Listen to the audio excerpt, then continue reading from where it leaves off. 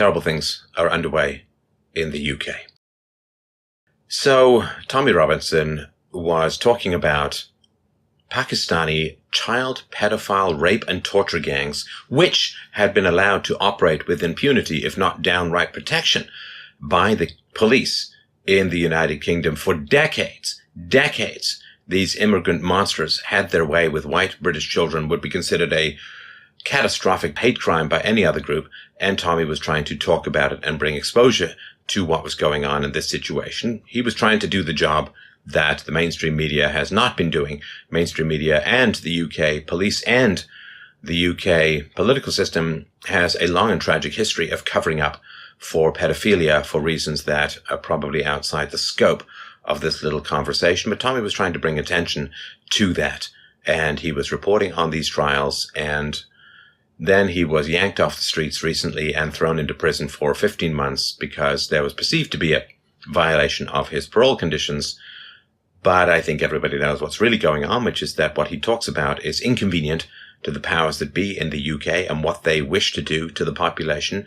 And the white working class population has been unceremoniously shoved out of their own neighborhoods, has been suppressed, their economic opportunities have been diminished with mass immigration and the predation on their children by these horrible gangs that have been operating in many, many cities and towns throughout the United Kingdom. And so Tommy brought a voice to people whose silence is necessary for the wholesale transformation, if not destruction, of British culture, and that can't be allowed.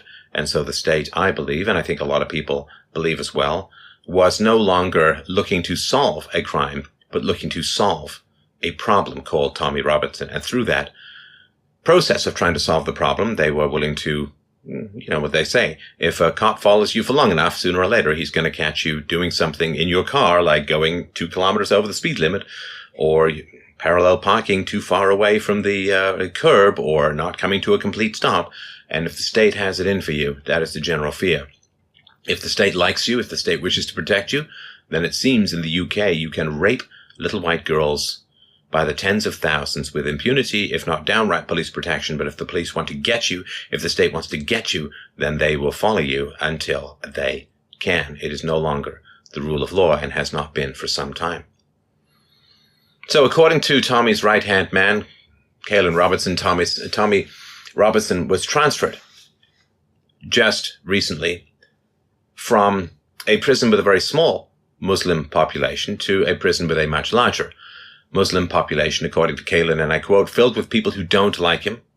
Now, the last time Tommy was in prison, there was reportedly a hit put out on him, and he was people tried to attack him, to assault him, to take him out, and he had to fight back. So given this situation, and given what he's been reporting on, and given the population of Muslims in the prison he's been transferred to, of course it would be perfectly rational and sensible, if you had the goal of not inflicting a death penalty on his reporting, to keep him in isolation, to keep him segregated from the general population. If you throw him into general population, it's like throwing a baby into blood-maddened shark water, and, well, it's not that complicated to figure out what's going to happen next.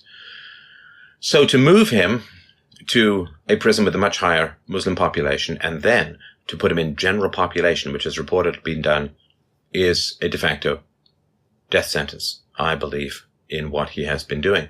In a few short hours in his new prison, Tommy Robinson's life has already been threatened. It's been reported that last night other inmates were screaming at Tommy all night long, banging on their cell doors, and apparently a new hit has been put out on Tommy. A price has been put on his life, which is the same thing that happened the last time he was in prison. And can you imagine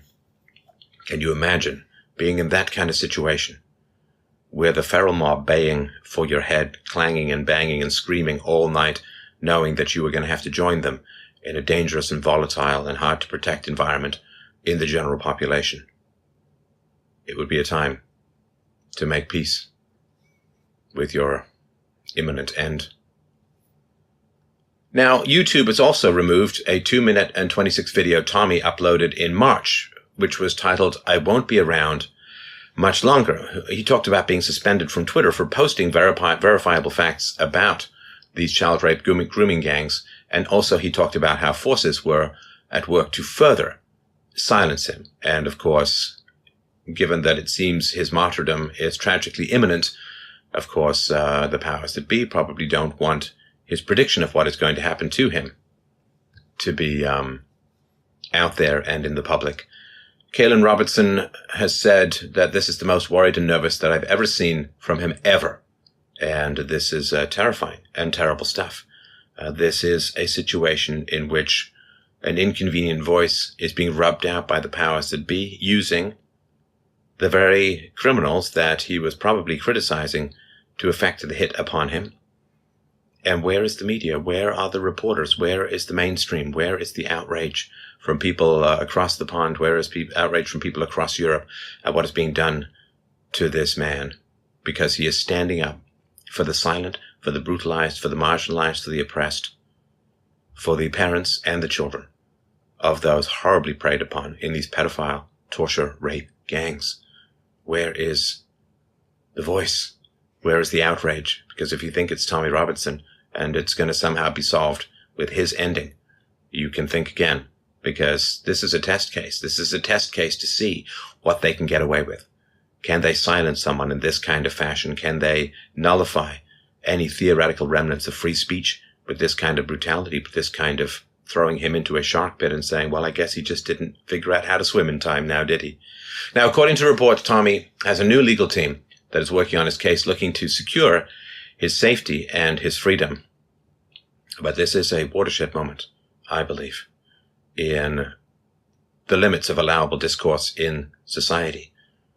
If you can't get angry and expose gangs that rape children, cross-racial rape of children, endless rape of little white working-class girls, if the government has a problem with somebody who is outraged and angry about that situation, then the government has a problem with all good people.